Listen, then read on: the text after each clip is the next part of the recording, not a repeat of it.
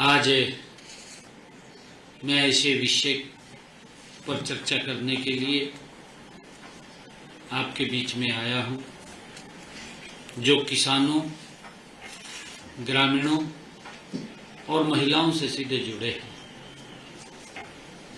मेरे साथ आज हमारे डेवलपमेंट एवं पंचायत मंत्री कृष्णलाल कुमार जी, हमारे cooperation minister doctor Arvind Sharma ji, हमारे सभी अधिकारीगण आज उपस्थित हैं। मित्रों, आप जानते हैं पिछले दिनों हरियाणा में भारी बारिश के कारण कई जिलों में बाढ़ की स्थिति पैदा हुई है। बाढ़ से, भारी वर्षा से फसलों को नुकसान हुआ है,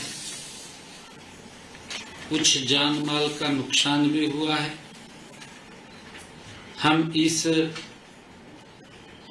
अत्यधिक वर्षा और बाढ़ से प्रभावित किसानों व अन्य लोगों के साथ हरियाणा सरकार मजबूती से खड़ी है।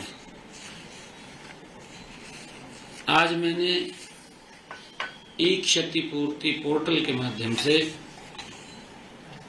जो भारी वर्षा के कारण घरों, घरेलू सामान और पशुओं की हानि हुई है, उसके लिए 2386 जो लोग इफेक्ट हुए हैं,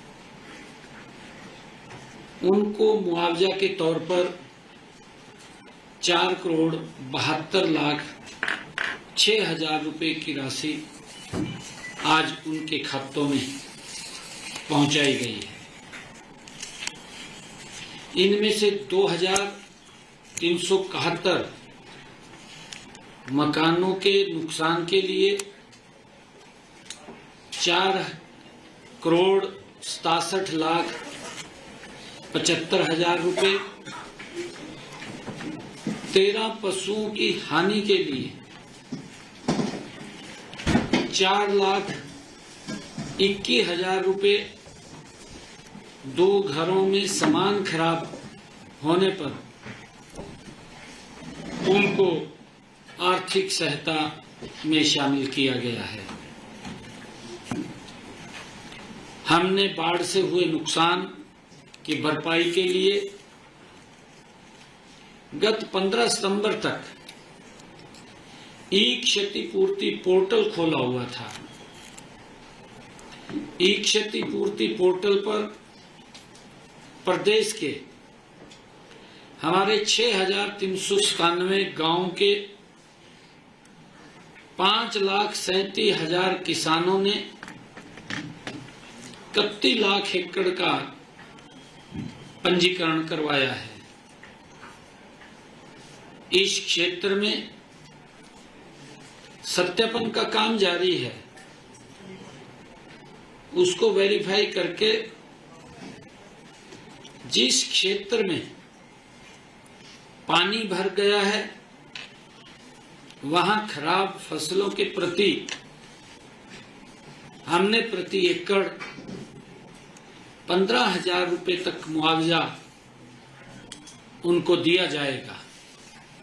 वेरीफाई करके इसके तुरंत बाद दीपावली से पहले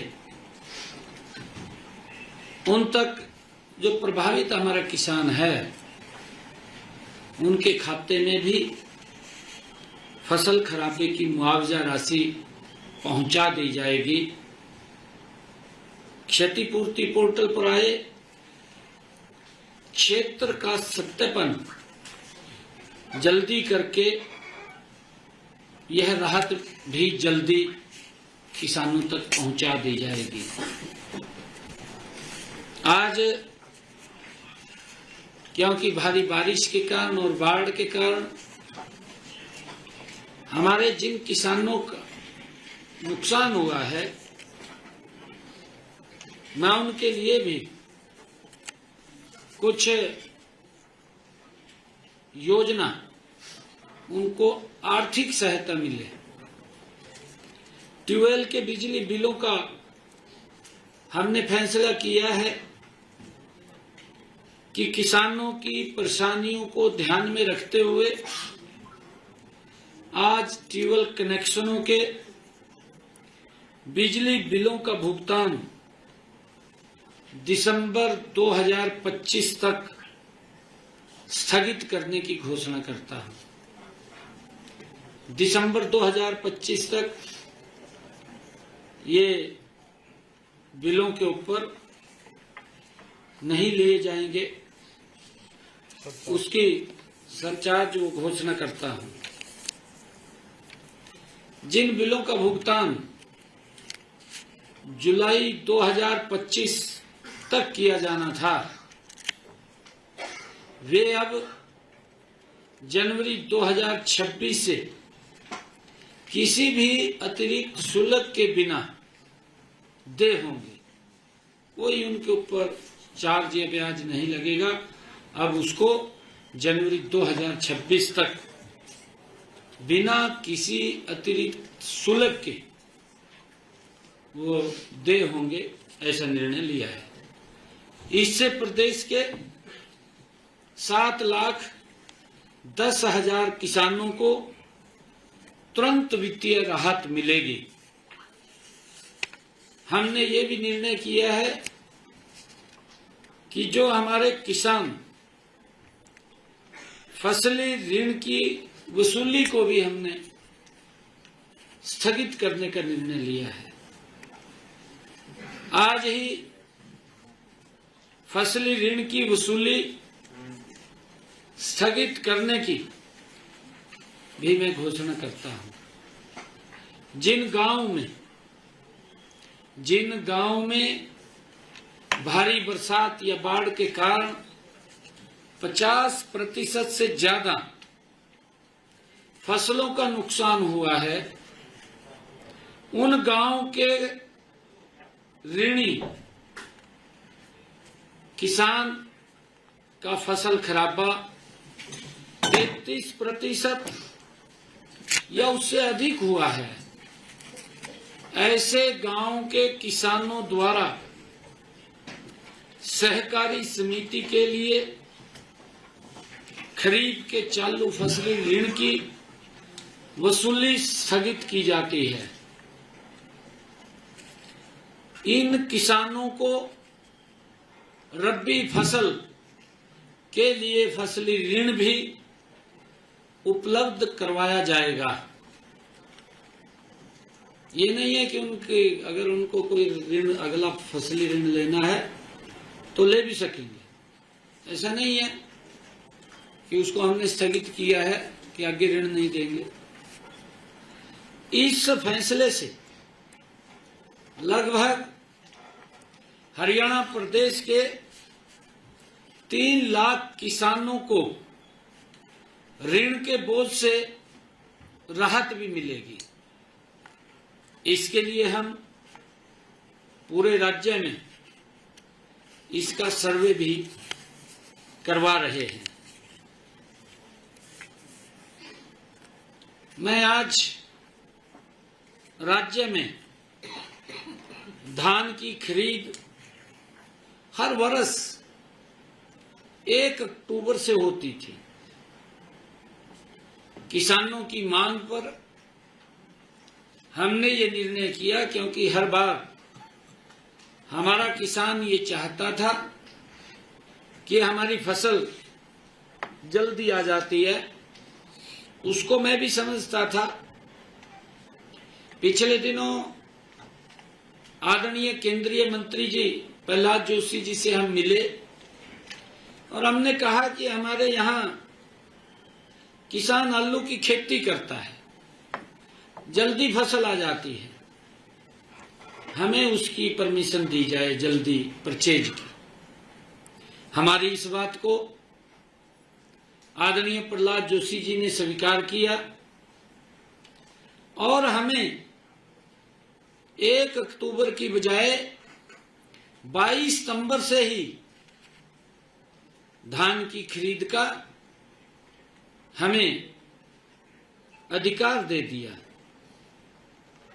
22 सितंबर से ही हमने बाजरे की खरीद 23 सितंबर 2025 से उसको आरंभ की है। राज्य में 30 सितंबर तक धान की 5 लाख मीट्रिक टन आवक हुई है। 30 सितंबर तक, अभी कल तक 5 लाख मीट्रिक टन की आवक हुई है। इसमें से 3,58,000 मीट्रिक टन खरीदी जा चुकी है, जो आई है, क्योंकि मॉइस्चराइज के कारण थोड़ा देरी हो सकती है, ज्यादा मॉइस्चराइज होगा, परंतु उसमें से 5 लाख मीट्रिक टन में से 3,58,000 मीट्रिक टन खरीद ली है और किसानों के खातों में लगभग 109 करोड़ रुपया उस खरीदी का पहुंचा भी दिया है। 109 करोड़ रुपया हमने किसानों के खाते में पैसा भी पहुंचा दिया है। और इसी तरह 187.30 मीट्रिक टन बाजरा खरीद संस्थाओं द्वारा 4,970 मीट्रिक टन बाजरा व्यापारियों द्वारा खरीदा गया है। हम किसान को बाजरे के एमएसपी 2,775 रुपए प्रति क्विंटल की अदायगी सुनिश्चित कर रहे हैं, सरकार सुनिश्चित कर रही है। राज्य की खरीद संस्थाओं द्वारा जिस भाव से बाजरा खरीदा जा रहा है उससे शेष भरपाई हरियाणा सरकार कर रही है।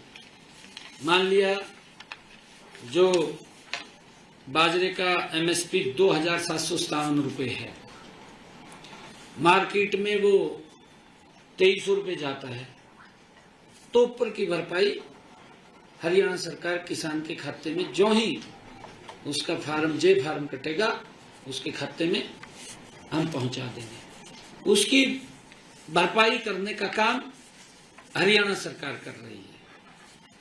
और यदि किसी किसान भाई का बाजरा किसी कारण, क्योंकि भारी बरसात हुई है, खराब होने की वजह से व्यापारियों द्वारा कम मूल्य पर खरीदा जाता है, तो उस स्थिति में भी हम किसानों को उस दिन की निर्धारित भावांतर दर की राशि का भुगतान करेंगे जिस दिन वो खरीदा जाता है। मुझे खुशी है कि आज ही मैंने प्रदेश की पंचायती राज संस्थाओं को राज्य वित्त आयोग की ये दूसरी किस्त 404 करोड़ 79 लाख रुपए की राशि आज विकास कार्यों के लिए पंचायतों के खाते में, पंचायत समितियों के खाते में और जिला परिषद के खाते में यह राशि 5,719 पंचायतों, 144 पंचायत समितियों और 3 जिला परिषदों के खाते में पहुंचाई गई है। हमारी सरकार का संकल्प है, आदरणीय नरेंद्र मोदी जी की सरकार का ये संकल्प है कि गांव में विकास की जो गति है निरंतर बनी रहे। आज जो शहर की सुविधाएं हैं वो भी गांव के अंदर आज उपलब्ध हो रही हैं। ये हमारी सरकार का कमिटमेंट है। मैं ये भी बताना चाहूंगा कि हमने पिछले 4 सालों में पंचायती राज संस्थाओं को पिछले 4 सालों में 3,700 करोड़ रुपए की राशि विकास कार्यों के लिए पहुंचाई है। इनमें से 3,300 करोड़ रुपए सीधे गांव के विकास कार्यों पर खर्च हुए हैं। ये आंकड़े ये इस बात का प्रमाण है कि सरकार का हर पैसा गांव के लोगों का जीवन स्तर सुधारने में लग रहा है। ये इस बात का गारंटी है। हमने 73वें संविधान संशोधन की भावना को ध्यान में रखते हुए पंचायती राज संस्थाओं को अधिक अधिकार, अधिक संसाधन, अधिक जिम्मेवारी सौंपने का निर्णय किया है। हमारा मानना है कि स्थानीय स्तर पर निर्णय लेने की क्षमता जितनी मजबूत होगी, विकास का परिणाम उतना ही प्रभावी होगा। ये हमारा मानना है। मुझे आज बताते हुए, क्योंकि हमारे विपक्षी दल इधर उधर की बातें करते रहते हैं, सुझाव तो कोई अच्छा देते नहीं, बस क्रिटिसिज्म में लगे हुए हैं, अपनी राजनीति चमकाने में लगे हुए हैं। कोई बोलता है कहा ये लड्डू नहीं लड्डू है, हाँ वही लड्डू है, ये लड्डू है जो हर महीने मिलेगा, हर महीने मिलेगा। विपक्षी दलों को तो पीड़ा हो रही है। पीड़ा इस कारण हो रही है, कांग्रेस ने झूठे वायदे किए। हिमाचल में सरकार, कर्नाटक में सरकार, तेलंगाना में सरकार, कांग्रेस झूठ बोल करके सत्ता में आ गई। परंतु हमारी बहनें आज भी देख रही हैं कि मिलेगा कुछ, पर लड्डू अपने आप खा जाते हैं, वो किसी के लिए नहीं छोड़ते। ये कांग्रेस के डीएनए के अंदर है, ये कांग्रेस के नेचर में है। झूठ बोल करके वोट तो ले लेते हैं, परंतु सुविधाएं नहीं देते, सुविधाओं के नाम के ऊपर शोषण करते हैं। और यही हाल पंजाब में किया, पंजाब में भी यही हाल किया। क्योंकि इसलिए किया, वो दोनों के दो इंडी गठबंधन के लोग हैं, एक थाली में बैठ करके भोजन करते हैं, अंदर बाहर लोगों को दिखाते हैं कि मैं इसका विरोधी हूं, मैं इसका विरोधी हूं, पर अंदर एक जगह बैठे हैं। एक जैसी सोच है, एक जैसी नीति है, एक जैसी नीयत है इन गठबंधन के लोगों की। ये कहां देंगे? ये तो वोट लेना जानते हैं, फिर उसमें से लोगों का शोषण करते हैं, तड़पते रहते हैं लोग। हिलकर्णे ने तो बड़ी वीडियो वायरल हो रही है, पंजाब के मुख्यमंत्री की ट्रोल की है लोगों ने, पंजाब के लोगों ने की है बहुत ज्यादा। वोट लेने के समय क्या क्या बोल रहा है, वो सब बातें पंजाब के लोगों के पास पहुंच रही है। परंतु एक कहावत मेरे याद आ रही है, कहें तो सुनाई थी,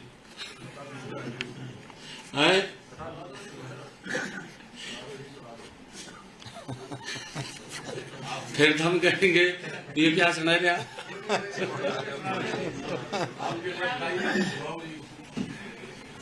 एक व्यक्ति था,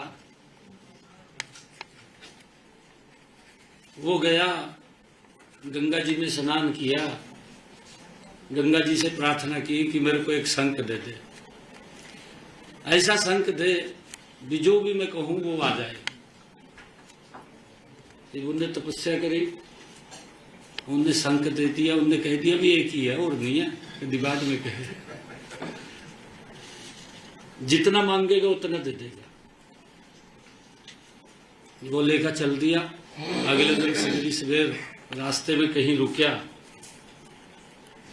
शंख कार्ड का दो का मैं का पड़ोस ने कहा भी मेरे को इतने पैसे चाहिए, उन्हें दे दिए, लो जी। ज्यादा आपका गया और चोरी हो गया, किसी ने चोरी कर चोरी हो गया तो फिर गंगा पर गया, कहा जी वो तो चोरी हो गया। कहा मैंने कहा था भी और नहीं मिलेगा, एक ही मिलेगा, परंतु एक संक और दे रहा हूं मैं, जितना मांगेगा ये कहेगा आप एक मांगेंगे, कहेगा 2 लाख रुपए ले, पर लेने देने में कुछ नहीं है। ये उसने उसको संक दे दिया, ये वो जयकरा कहकरा भी 1 लाख चाहिए, कहा 2 ले, और कहा 2 चाहिए 4 ले, पर लेने देने में तो कुछ भी नहीं। ये हालात पंजाब में कांग्रेस का भी है और आम आदमी का भी है। ये तो इस प्रकार के संक हैं, कहने ने तो बहुत कुछ कह रहे हैं, पर लेने देने में कुछ नहीं है। ये हालात है। बाढ़ के अंदर भी पंजाब के किसानों की स्थिति खराब हुई है। भाई जब तो बहुत ज्यादा बोलता था, किसानों को कहता था मुझे आवश्यकता नहीं है, भाई उस बातों के ऊपर पूरा उतरना चाहिए, गुमराह नहीं करना चाहिए। महिलाओं को बोल दिया पंजाब के अंदर भी, हिमाचल के अंदर भी, हम इतना पैसा देंगे वोट दो, वोट दे दिया, और अब तक कहीं दिखाई नहीं दे रहे, कोई 5 पैसा नहीं पहुंचाया।